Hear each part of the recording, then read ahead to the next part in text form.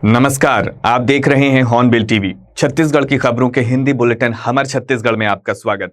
बिलासपुर जिले के लाल खदान इलाके में दर्दनाक रेल हादसे में कई यात्रियों की मौत हो गई थी, जबकि गंभीर रूप से घायल लोगों का उपचार सिम्स अस्पताल में अब भी जारी है। राज्य सरकार ने मृतकों के परिजनों को 5 से 10 लाख रुपए मुआवजा देने की घोषणा की थी, लेकिन घटना के 10 दिन बीत जाने के बाद भी पीड़ितों को न्याय न मिलने का आरोप लगाते हुए कांग्रेस पार्टी के कार्यकर्ताओं ने रेलवे जोन कार्यालय का घेराव कर दिया और भाजपा सरकार व रेलवे प्रशासन के खिलाफ जोरदार नारेबाजी की। कांग्रेस नेताओं का कहना है कि बिलासपुर जोन देश का सबसे अधिक कमाई देने वाला जोन है, फिर भी यहां सुरक्षा व्यवस्था बेहद कमजोर है और यात्रियों की सुरक्षा भगवान भरोसे छोड़ दी गई है। उनका आरोप है कि लंबी मालगाड़ियों से भरी आय कमाने वाले अधिकारी पुरस्कार तो ले लेते हैं, लेकिन लगातार हो रहे हादसों और लोगों की मौत पर गंभीरता नहीं जताते। कई परिवार उजड़ जाते हैं, बच्चे अनाथ हो जाते हैं, लेकिन रेलवे सिर्फ औपचारिकता निभाते हुए कम मुआवजा देकर मामले को खत्म करने और निपटाने में लगा रहता है। कांग्रेस ने मांग की है कि रेल हादसे में मारे गए प्रत्येक व्यक्ति के परिवार को 1 करोड़ रुपए और घायलों को 50 लाख रुपए मुआवजा दिया जाए। नेताओं ने चेतावनी दी है कि जब तक मांगें पूरी नहीं होती, वे सड़क से लेकर संसद तक अपना आंदोलन जारी रखेंगे। बड़ी रेल दुर्घटना हुई है बिलासपुर में और रेल दुर्घटना के द्वारा 12 से अधिक लोग मारे गए हैं, 24 से अधिक लोग गंभीर रूप से घायल हैं और 24 से अधिक लोग घायल हो चुके हैं। और इस घटना में अभी हम लोगों ने देखा कि रेल मंत्री अश्विनी वैष्णव ये पूरे देश को दिखा रहे हैं कि जो सुरक्षा कवच है, ये कवच तीन गाड़ी भी एक लाइन में रहेगा तो वो सुरक्षा कवच उनको बचाएगा, दुर्घटना नहीं होगी। तो बिलासपुर के रेल में सुरक्षा कवच क्यों नहीं लगा था? अगर सुरक्षा कवच नहीं लगा था तो इसके लिए पूरा रेल प्रशासन जवाबदार है। ये मौत जो हुई है 12, ये वास्तव में इसका हत्यारा रेल प्रशासन है और इसके लिए जगाने के लिए रेलवे जीएम है। यहाँ की पूरी व्यवस्था को बदलना चाहिए और केवल कोयला परिवहन और खनिजों के परिवहन के नाम पर यहाँ यात्री सुविधाओं की कोई व्यवस्था नहीं है।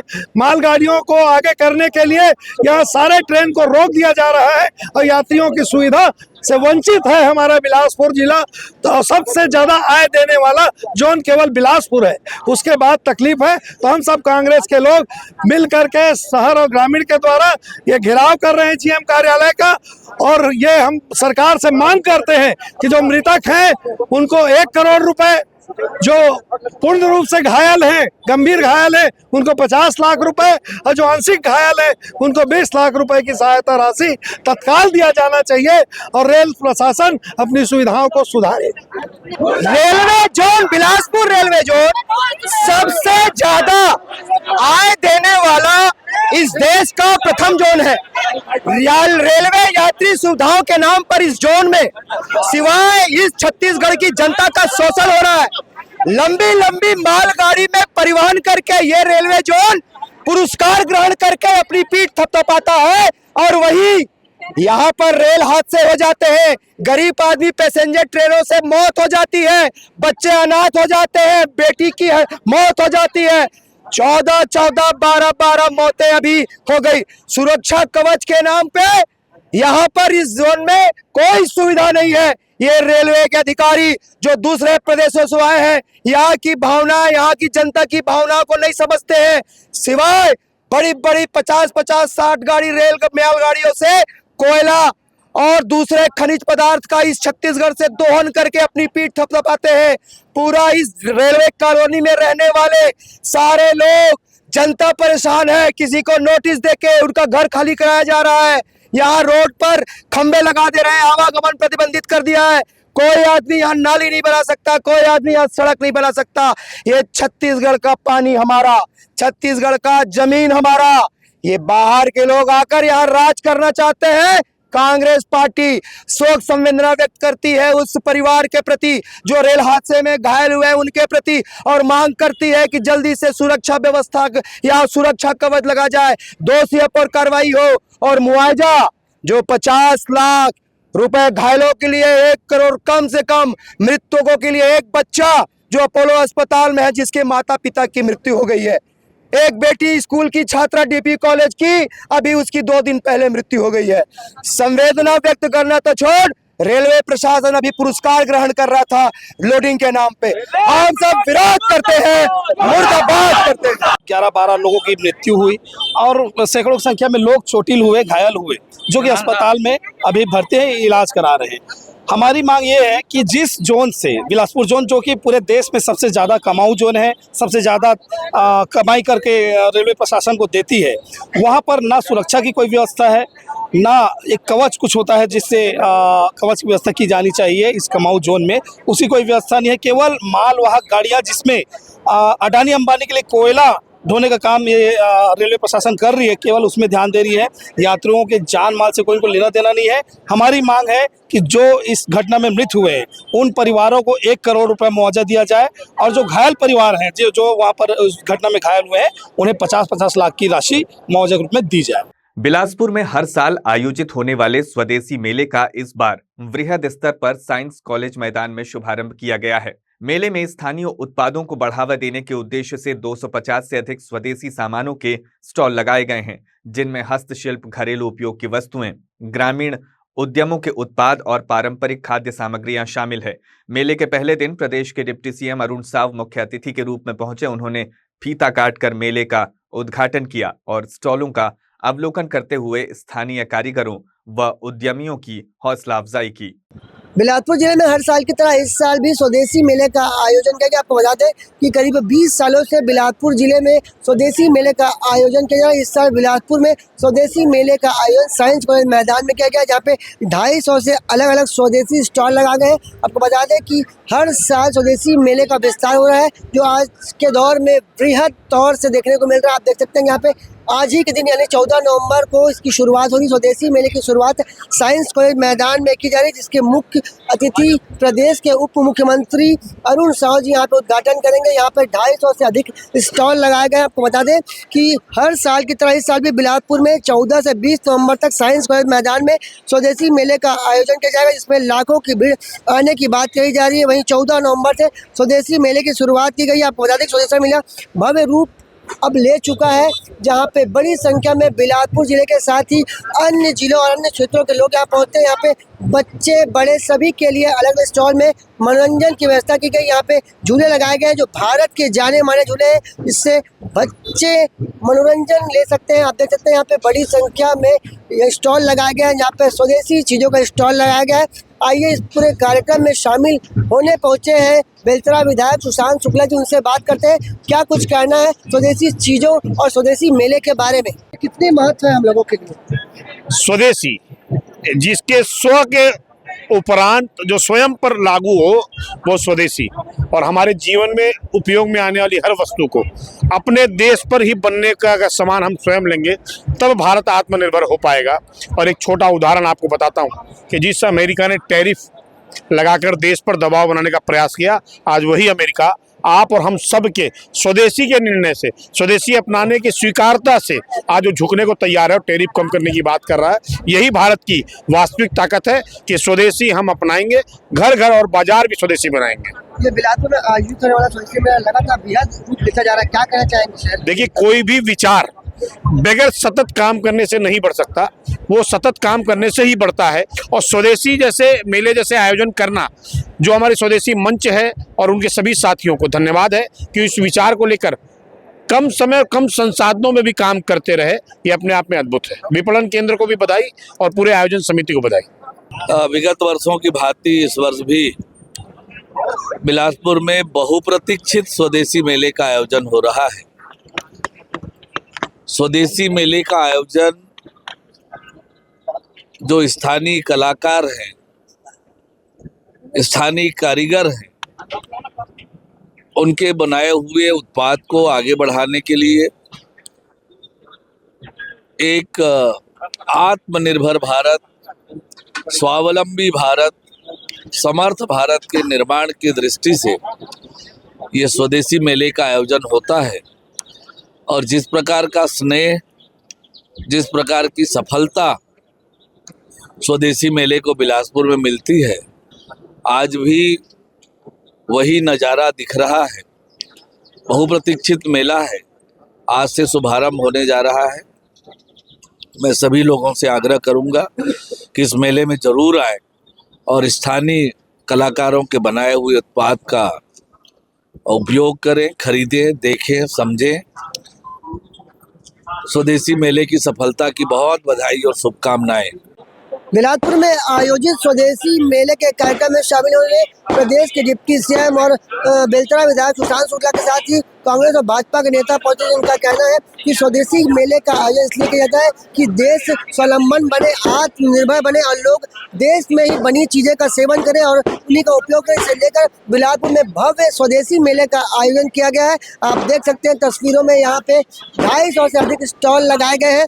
यहाँ पे मेले की शुरुआत यानी 14 नवंबर से यहाँ पे बड़ी संख्या में प्रदेश के साथ ही जिले के अलग अलग क्षेत्रों से यहाँ पे लोग बड़ी संख्या में पहुंच रहे हैं। आप देख सकते हैं तस्वीरों में यहाँ पे जो स्टॉल लगे, आपको बता दें कि देश के अलग अलग इलाकों से यहाँ पे लोग पहुंचे हैं जिन्होंने स्टॉल लगाया। यहाँ पे फर्नीचर, यहाँ पे छोटी सी लेकर बड़ी चीजों का स्टॉल लगाया गया है जिनकी खरीदी करने 14 नवंबर से लोग यहाँ पहुंच रहे हैं।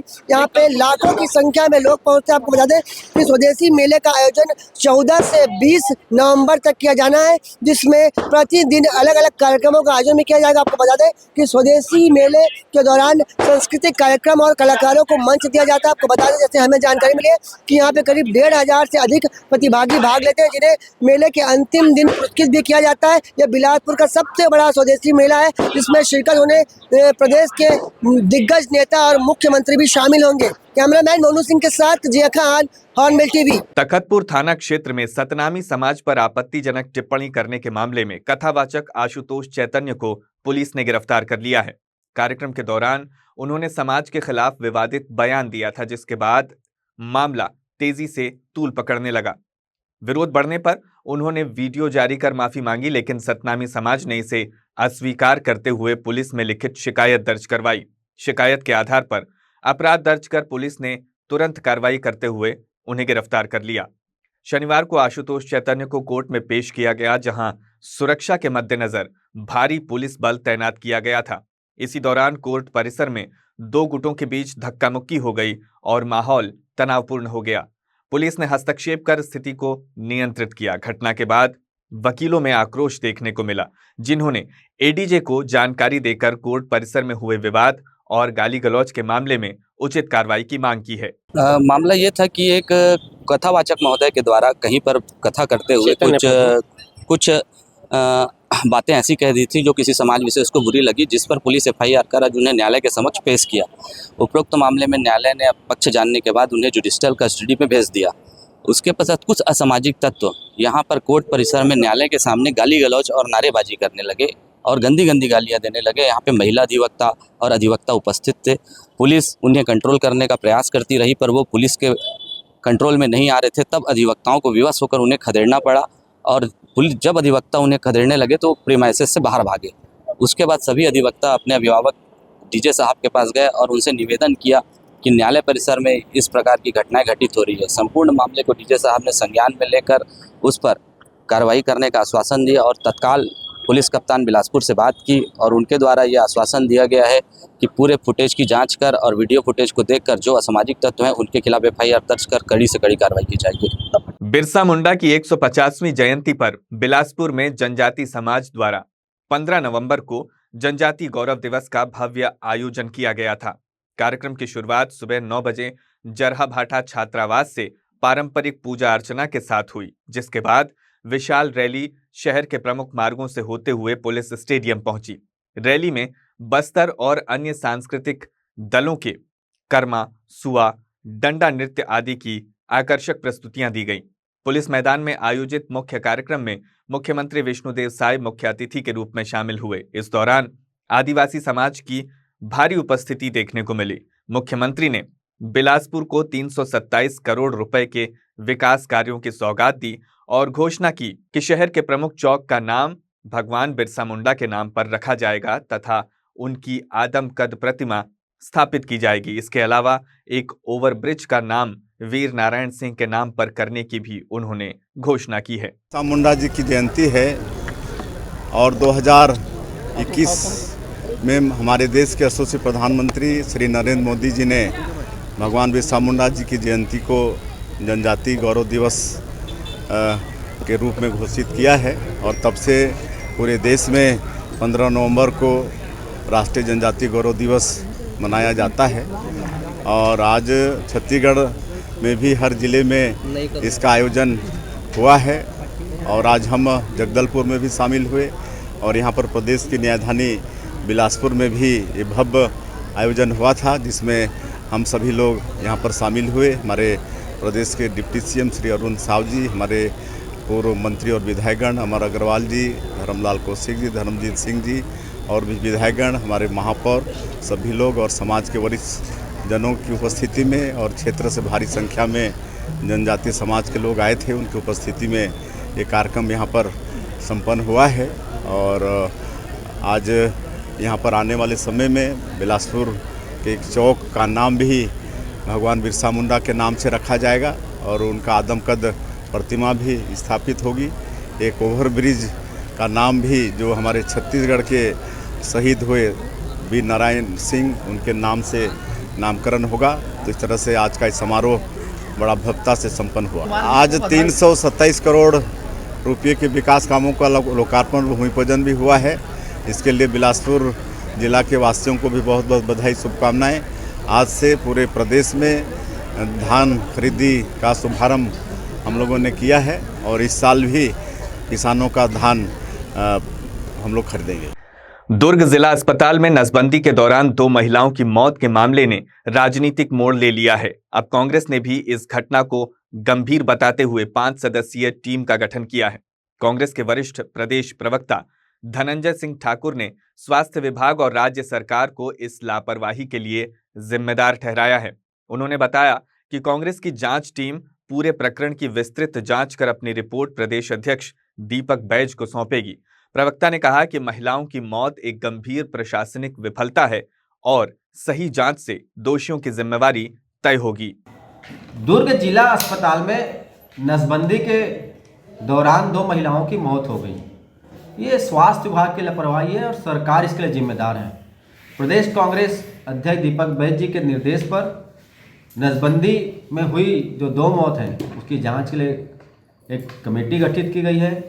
इसकी जिम्मेदारी पूर्व मंत्री अनिला भेड़िया जी को दिया गया है और उसके भी सदस्य हैं और जांच कमेटी जो है इसकी पूरी रिपोर्ट प्रदेश कांग्रेस को सौंपेगी और सरकार की इसमें घोर लापरवाही उजागर हुआ है। जिस प्रकार से नसबंदी कांड हुआ है ये कहीं न कहीं महिलाओं के जान के साथ खिलवाड़ किया जा रहा है और इस सरकार का गैर जिम्मेदाराना रवैया है। भिलाई में सरदार वल्लभ भाई पटेल की 150वीं जयंती पर आयोजित यूनिटी मार्च का समापन खुर्सीपारा डबरापारा ओवरब्रिज के नीचे किया गया। कार्यक्रम में सांसद विजय बघेल मुख्य अतिथि के रूप में शामिल हुए। इससे पहले स्कूली बच्चों ने खुर्सी पार्क क्षेत्र के विभिन्न मार्गों से हाथों में तिरंगा लेकर पदयात्रा की और कार्यक्रम स्थल पहुंचे।